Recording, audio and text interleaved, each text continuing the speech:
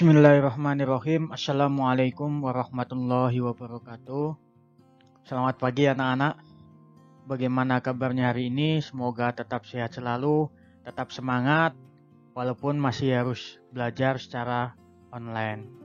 Oke, melanjutkan pertemuan selanjutnya, kita masih tetap pembelajaran di bab 1 tentang perumusan dan penetapan Pancasila sebagai dasar negara.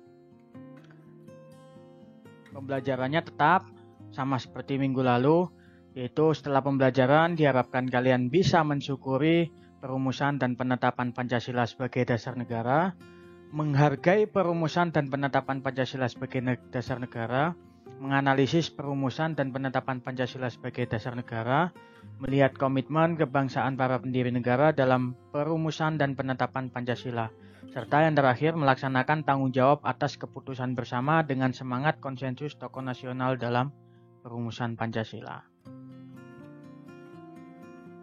Oke, mengingat kembali materi sebelumnya, setelah saya koreksi beberapa tugas atau semua tugas yang sudah dikumpulkan, masih ada beberapa siswa yang terlihat bingung dengan apa yang dikerjakan. Terbukti dari membuat pertanyaan saja sudah tidak nyambung. Kemudian bagaimana menjawabnya, karena apa, pertanyaan saja sudah tidak nyambung. Selanjutnya ada beberapa siswa juga yang mampu membuat pertanyaan dan jawaban yang cukup bagus. Jadi bukan hanya tataran pakai pertanyaan kapan, siapa, dan di mana, melainkan sudah bisa menggunakan kata pertanyaan tingkat SMP, yaitu apa, mengapa, dan bagaimana. Namun ada juga yang masih tidak nyambung. Pertanyaannya dibuat asal-asalan, tidak sesuai dengan kata kunci, perumusan, dan penetapan Pancasila. Karena kemarin kita belajar tentang perumusan Pancasila, itu tidak jauh atau tidak akan jauh pembahasannya tentang pembentukan BPUPKI dan perumusan dasar negara. Hari ini kita akan bahas keduanya, perumusan Pancasila sebagai dasar negara, di mana di dalamnya ada pembentukan BPUPKI, juga ada perumusan dasar negara. Sama penetapan Pancasila sebagai dasar negara nanti ada di PPKI-nya. Untuk tugas yang belum, silakan, masih saya tunggu untuk mengumpulkan. Dan jangan lupa untuk tugas mata pelajaran apapun, wabil khusus PPKN, tulis nama, kelas, sama nomor absen. Mengingat masih banyak sekali yang tidak tahu kelasnya, ada yang juga menulis salah kelas, ada yang tidak diisi namanya, itu sangat membingungkan. Jadi ini siapa, kelas berapa, nomor absen berapa, ditulis di identitas dengan lengkap. Oke, sejarah perumusan Pancasila sebagai dasar negara itu, kalau kalian kemarin sudah membuat pertanyaan, ini contoh, ini bisa dibuat jawaban. Misalkan, kapan Jepang menguasai Indonesia? Jawabannya 8 Maret 1942. Itu contoh. Jadi membuat pertanyaan sendiri, kemudian membuat jawabannya sendiri. Jadi runtutan sejarahnya proses perumusan Pancasila sebagai dasar negara itu dimulai daripada tanggal 8 Maret 1942, di mana sekutu itu kalah dengan Jepang, sehingga otomatis Jepang menguasai Indonesia pada tanggal 8 Maret 1942. Kemudian pada tanggal 1 Maret 1945, Jepang mengumumkan akan membentuk BPUPKI sebagai janji kemerdekaan dari Jepang.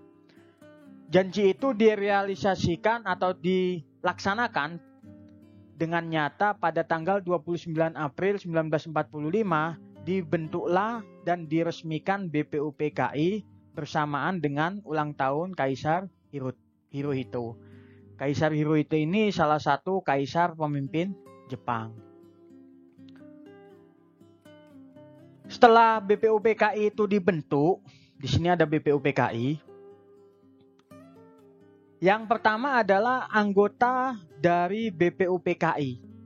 Jadi jangan salah, jumlah anggota BPUPKI itu ada 62 orang dan 7 diantaranya perwakilan dari Jepang. Bukan berarti 62 tambah 7, melainkan 62 orang ini 7 di dalamnya adalah perwakilan dari Jepang. Karena BPUPKI ini bentukan dari Jepang.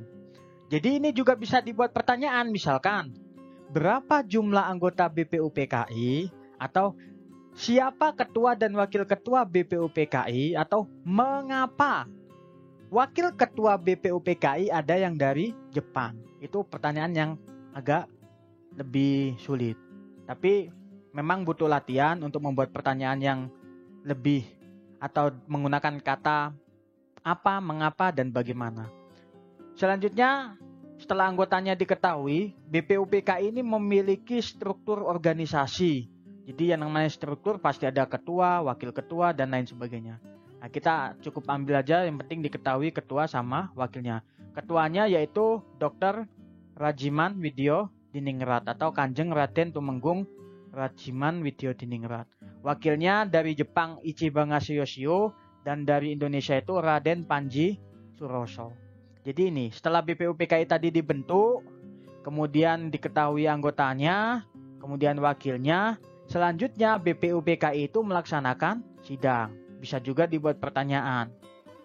Berapa kali BPUPKI melaksanakan sidang, atau kapan BPUPKI melaksanakan sidang? Jadi sidang yang pertama BPUPKI itu dilaksanakan pada tanggal 29 Mei sampai 1 Juni 1945. Di mana dalam sidang ini membahas tentang rumusan dasar negara Indonesia meskipun belum mencapai kesepakatan. Di antaranya di situ nanti dibentuk panitia 9.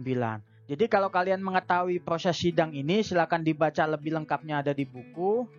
Bagaimana proses sidangnya sampai nanti. Ya, di antara dalam sidang tersebut ada beberapa tokoh yang mengusulkan rancangan dasar negara. Jadi ada 3 tokoh. Ini pun bisa dibuat pertanyaan. Misalkan siapa saja tokoh pendiri negara yang mengusulkan rancangan dasar negara? Jawabannya ada 3. Atau bisa juga menggunakan pertanyaan apa, mengapa, bagaimana. Misalkan, apa perbedaan usulan dasar negara atau usulan rancangan dasar negara yang dikemukakan oleh Muhammad Yamin, Prof. Supomo, ataupun Insinyur Soekarno. Jadi nanti kalian bisa membedakan, juga bisa mencari persamaan. Jadi yang pertama, Pak Yamin itu mengemukakan usulan rancangan dasar negara itu 5, yaitu peri kebangsaan, peri kemanusiaan, peri ketuhanan, peri kerakyatan, dan kesejahteraan rakyat. Kemudian disusul pada tanggal 31 Mei, Profesor Dr. Supomo juga mengusulkan rancangan dasar negaranya, yaitu persatuan, kekeluargaan, keseimbangan lahir dan batin, musyawarah, keadilan, dan keadilan rakyat. Kemudian yang ketiga, Insinyur Soekarno, 1 Juni 1945. Yang pertama, kebangsaan Indonesia atau nasionalisme, internasionalisme atau peri kemanusiaan, mufakat atau demokrasi, kesejahteraan sosial, ketuhanan yang berkebudayaan. Jadi 3 tokoh ini yang memberikan usulan rancangan dasar negara sebelum menjadi Pancasila. Ini dilaksanakan pada sidang pertama BPUPKI ya. Jadi dipahami dalam prosesi sidang itu muncullah 3 usulan rancangan dasar negara. Selanjutnya silakan dicari ya nanti di buku biar tidak ini. Kira-kira siapa saja anggota panitia 9 dalam sidang BPUPKI itu? Lalu tugasnya seperti apa? Tidak usah dikumpulkan. Jadi ini hanya sekedar biar kalian tahu siapa saja anggota panitia 9. Kemudian apa tugas panitia 9? Silakan dicari. Jadi belajarlah menggunakan pertanyaan, kemudian carilah jawabannya. Termasuk ini Piagam Jakarta atau Jakarta Charter, atau kata Mukadimah atau Gentleman of Agreement. Nah ini salah satu hasil sidang BPUPKI. Silakan dicari ya nanti. Ini yang pertama. Kemudian setelah sidang pertama itu selesai, sudah didapatkan rancangan undang-undang dasar atau rancangan dasar negara.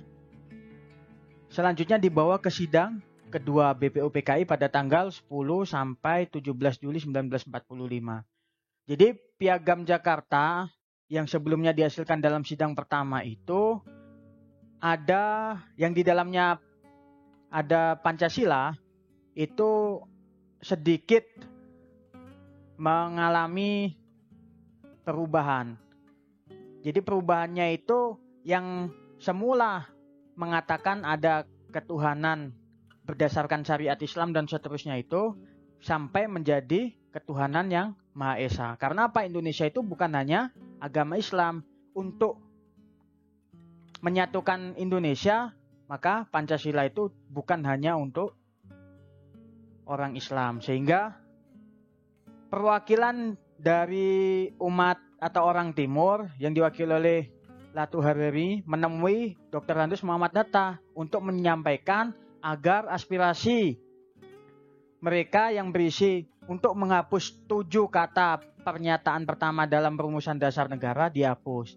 Jadi ketuhanan dengan kewajiban menjalankan syariat Islam bagi pemeluk-pemeluknya untuk dihapus 7 kata menjadi ketuhanan yang Maha Esa agar tetap bisa menjadi satu, yaitu Indonesia. Jadi ini perubahan. Jadi Pancasila dulu itu sila pertamanya ini, ketuhanan dengan kewajiban menjalankan syariat Islam bagi pemeluknya. Ini yang ada di dalam Piagam Jakarta yang dihasilkan pada sidang pertama BPUPKI. Hasilnya kemudian dibawa ke sidang kedua dan ada sedikit masukan untuk menuju persatuan Indonesia. Sehingga diubahlah sila pertama itu menjadi ketuhanan yang Maha Esa sampai sekarang ini.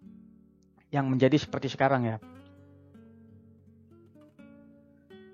Setelah itu, setelah sidang 1, sidang 2 BPUPKI selesai, maka pada tanggal 7 Agustus 1945 BPUPKI sudah melaksanakan tugasnya, yaitu membuat rancangan dasar negara. Selanjutnya BPUPKI dibubarkan, kemudian diganti menjadi PPKI.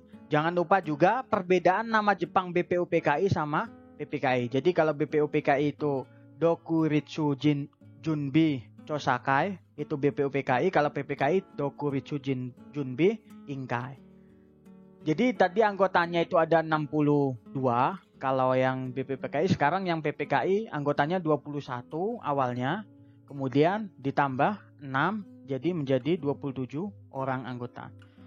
Latar belakang kenapa sih Pak kok dibentuk PPKI?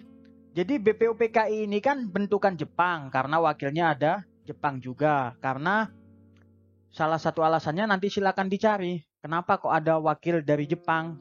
Kok bukan orang Indonesia semua? Nah, di PPKI ini memang bentukan Jepang pada awalnya. 3 utusan Indonesia untuk menemui Jepang dan sebagai janji Jepang dibentuklah panitia persiapan kemerdekaan Indonesia. Namun karena pada waktu itu tanpa sepengetahuan Jepang ditambah 6 orang sehingga bisa dikatakan PPKI ini bentukan bangsa Indonesia. Terpilihlah ketuanya Insinyur Soekarno, kemudian wakilnya Muhammad Hatta. Tadi kalau yang di BPUPKI ketuanya Dr. Rajiman Widyo Diningrat, wakilnya Ichibang Aseyoshio sama Raden Panji Suroso. Ya, selanjutnya pada tanggal 14 Agustus ini Jepang menyatakan kekalahan atau menyerah pada sekutu setelah 2 pusat kota Jepang yaitu Hiroshima dan Nagasaki dijatuhi bom atom oleh sekutu sehingga Jepang merasa kalah. Sehingga pada 14 Agustus ini Indonesia terjadilah kekosongan kekuasaan yang mendorong sampai golongan muda itu menginginkan kemerdekaan diproklamasikan segera. Sehingga terjadilah proklamasi kemerdekaan itu pada tanggal 17 Agustus 1945 yang sebentar lagi akan kita peringati sebagai Dirgahayu Republik Indonesia nanti pada tanggal 17 Agustus. Jadi kalau kita ambil peta konsep secara singkat, kata kuncinya proses penetapan Pancasila sebagai dasar negara itu berawal dari tugas BPUPKI yang berhasil merumuskan usulan atau rancangan dasar negara. Kemudian PPKI ini mempersiapkan kemerdekaan. 17 Agustus Indonesia merdeka. Pada tanggal 18 Agustusnya PPKI melaksanakan sidang di mana salah satu hasil sidangnya adalah menetapkan dan mengesahkan Undang-Undang Dasar Negara Republik Indonesia tahun 1945. Di mana dalam Undang-Undang Dasar Negara Republik Indonesia tahun 1945 ini terdapat Pancasila, yaitu di mana di alinea keempat pembukaan Undang-Undang Dasar 1945. Jadi disinilah ketika UUD ini ditetapkan atau disahkan, maka otomatis Pancasila itu berlaku atau disahkan juga. Jadi pada tanggal 18 Agustus. Oke, jadi sekian untuk materi kali ini. Tidak ada tugas, namun harap dipelajari, kemudian dibaca lagi. Untuk pertemuan selanjutnya kita akan mempelajari tentang semangat dan komitmen para pendiri negara. Nanti silakan dibaca di bukunya. Kemudian bila perlu buat pertanyaan yang nantinya bisa ditanyakan melalui online. Bisa ke wali kelasnya atau bisa langsung ke saya. Terima kasih, saya akhiri. Kurang lebihnya mohon maaf. Assalamualaikum warahmatullahi wabarakatuh.